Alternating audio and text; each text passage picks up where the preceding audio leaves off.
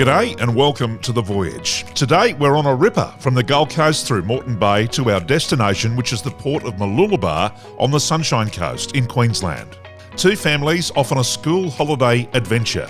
Quentin and Asher and their parents, and Ethan and Harvey and theirs, aboard two favourites in the Princess fleet, the Ep26 Flybridge and the Princess Y72.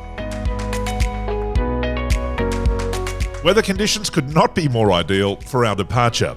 A still and crisp morning providing a flat track with barely a breath of breeze. Perfect conditions for our ebbing tide run north up the Gold Coast Broadwater towards southern Moreton Bay.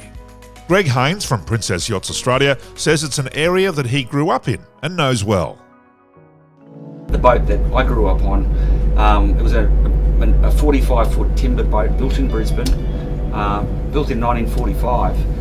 And my dad used to put me when I was at 10 or 11 in the Brisbane River and say, take me to Tangaluma. So I've been navigating these waterways since I was about that old. So and the memories I've had with Dad catching crabs and getting oysters and fishing, and it's an amazing place to grow up.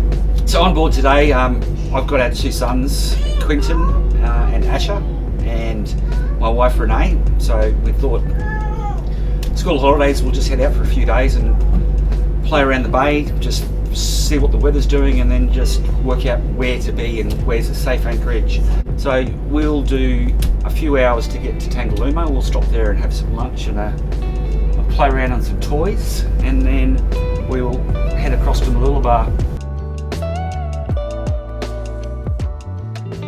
The marine park covers 3,400 square kilometres and stretches 125 k's from the Gold Coast north to Caloundra.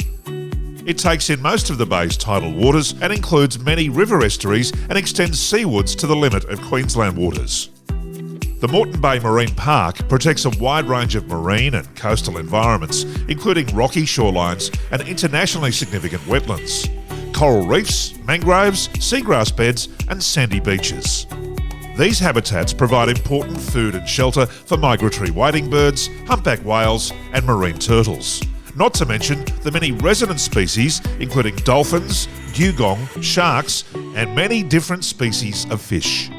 Once clear of the estuaries and into the bay proper, we slip into a total glass out mid-morning, and with more water beneath us, we have an opportunity to open up the throttles and let the big girls dance.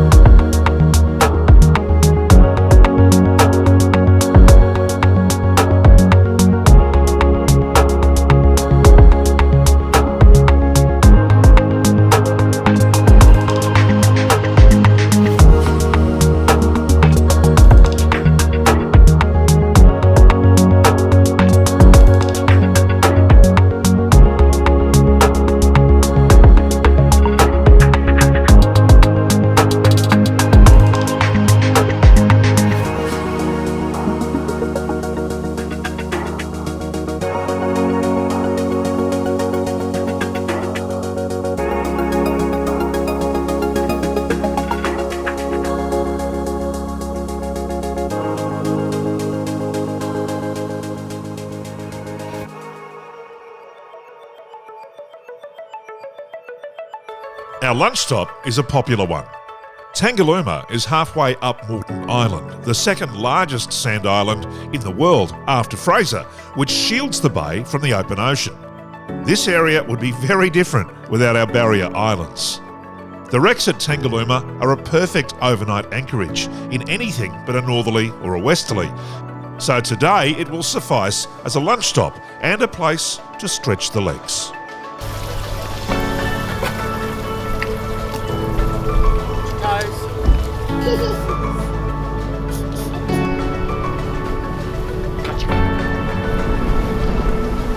In the 60s, locals of Morton Island asked officials for a harbour to be built.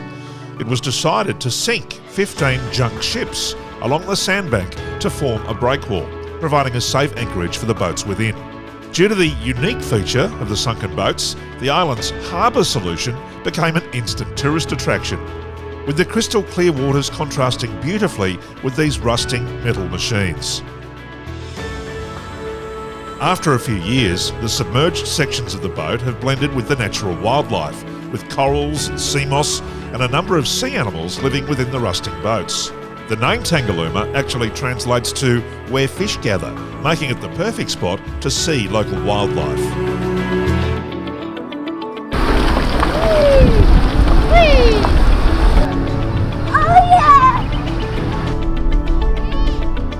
With the wind increasing from the north, it's decided that Mooloolaba will be our anchorage for the evening, about 2 hours travel time further north. Even with 40 knots of apparent wind speed, the Y72 did not get a drop of water on the deck on its way north.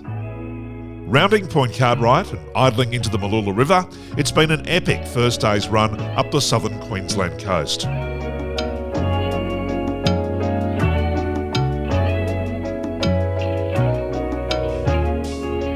And with both boats secured, it's time for a catch-up and a cold drink. So yeah, amazing day, and it was just incredible. I mean, to have the two boats side by side in glass water at what were we doing, 25 knots or something? Yeah, you don't experience that very often. I mean, you notice when you get out of the broadwater, you notice the water becoming bluer. I also noticed it warmed up a bit too, and yeah, it just becomes a lot nicer. Because we were going to spend the night at Tangaluma tonight, but the forecast was for 20 to 22 knots at 7 a.m. and 18 knots at 4 a.m. from the west. So it made no sense. So we thought, we'll go to Mooloolaba for a couple of nights. Not a bad spot. The park's over there, the beach over there. There's a swing right there. Yeah. Underwater world's right there. So plenty of activities to occupy the kids.